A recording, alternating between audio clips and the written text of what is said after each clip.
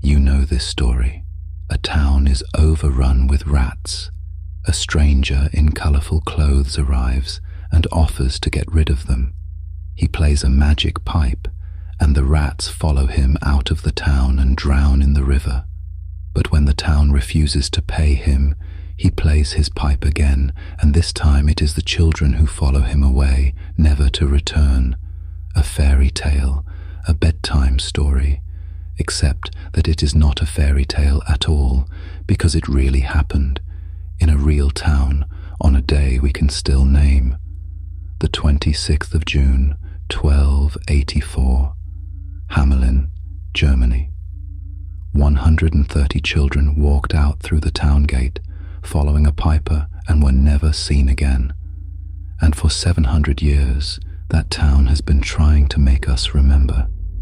This is the true story behind the Pied Piper, and the truth is far stranger and far sadder than the children's tale we turned it into. Hamelin did not treat this as a story. It treated it as a wound. The town recorded the loss obsessively again and again for centuries. The official town records began dating their years from the event itself. One entry, written 100 years later, simply reads, "It is 100 years since our children left." A stained glass window was made for the town church around the year 1300, showing a piper in bright, many-colored clothes, leading a procession of small, ghostly, white-robed children out through the gate. And carved into the stone of a house in Hamelin, an inscription that still survives, reads, in the year 1284, on the 26th of June, 130 children born in Hamelin were led out of the town by a piper dressed in many colors, and near the hill of Koppen, they were lost forever. That is not how a town remembers a fairy tale. That is how a town remembers a catastrophe. And here is the strangest part of all. In the oldest versions, in that first stained glass window, in the earliest chronicles, there are no rats, there is no plague, there is no broken promise, and no revenge. There is only a piper, and 130 children gone. The rats do not appear in the story until more than 250 years later, added by writers long after the fact. For 2.5 centuries, the story Hamelin told was simply this.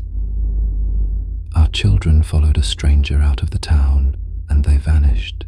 No explanation, no villain, just an emptiness where a generation of children used to be, and a town that could not stop grieving. So what really happened to the children of Hamelin? For 7 centuries, people have tried to answer that question. Was it the Black Death? No. The Great Plague did not reach Europe until decades later. Was it a children's crusade, a doomed march of the young toward a holy war they would not survive? Was it a dancing mania like the one that would later seize Strasbourg? Or was it something brutally simple, a landslide or a drowning, a feast day outing to the hills or the river Weser that went horribly wrong and swallowed a generation in an afternoon? Every one of these is possible, none can be proven, but the leading theory is quieter than any of them and in its way more haunting. In the 13th century, the lords of the East were hungry for settlers. There was new land to be claimed and farmed in what is now Poland, Pomerania, and Prussia, and they sent out recruiters, men called locators, to travel from town to town through the German lands. These men were, by the accounts, brightly and distinctively dressed, persuasive, charismatic. They went into towns playing up a vision of a better life, and they led the young away to build new settlements, hundreds of miles to the east. And here the evidence becomes genuinely eerie. A German linguist named Jürgen Udolf took the family names recorded in Hamelin around 1284 and went looking for them elsewhere. He found those same surnames generations later, clustered far to the east, in exactly the regions being settled at the time. which suggests that the children of Hamelin may never have been small children at all. They may have been the town's young people, its sons and daughters, its entire future, persuaded by a charismatic stranger to follow him out of the gate and over the horizon to a new life in a distant land and never come home. A piper in many colors, leading the young away, and to the mothers and fathers left standing at the gate, watching an entire generation walk away and disappear, it would have felt like nothing less than an abduction. A town losing all its children at once. And this is the part that should stay with you. Whatever the true cause, emigration, disaster, or disease, something real happened in Hamelin in the summer of 1284.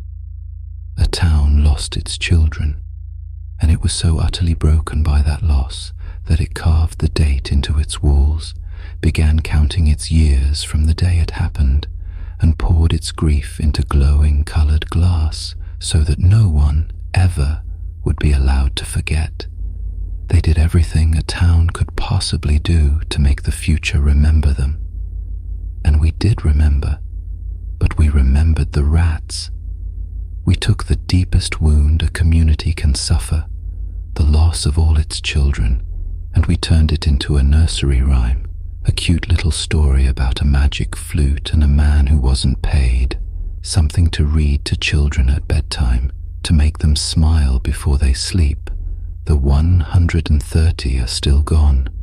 The window that mourned them was smashed to pieces in 1660. And the single thing that Hamelin begged the future never to forget is the one thing we quietly sanded away. They were us, a town full of parents who lost everything and asked only to be remembered, and we turned them into a song.